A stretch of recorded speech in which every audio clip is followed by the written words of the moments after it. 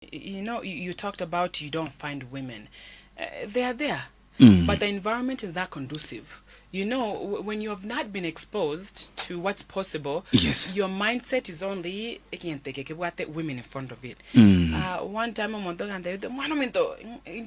for women rep. Why are you reducing me to women rep?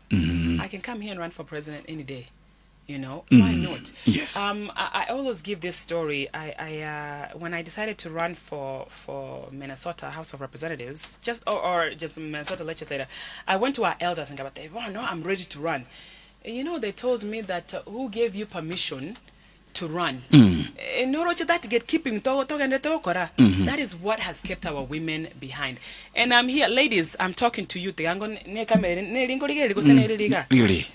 Yes. Ladies. You don't have to sit here organize somebody to give you permission to run. Run on your president. Even if you don't make it, at least you have tried. That's the thing.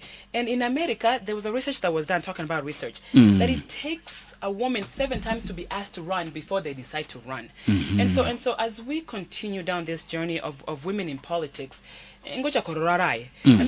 hopefully I've encouraged a woman to be bold enough to step out, even if the environment does not dictate that she belongs in that space, to step up boldly.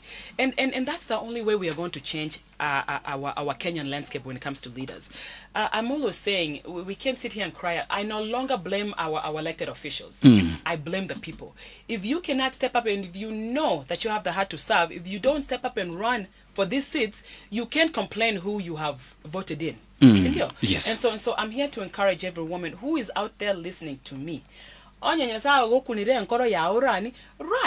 If you don't win, then you have learned your lesson. Take those lessons and run again. If you step out in faith, my friend, resources will come one way or another. If you are meant to be in that seat, don't sit back, no, this is not my space. Step up. You never know what will happen. All right.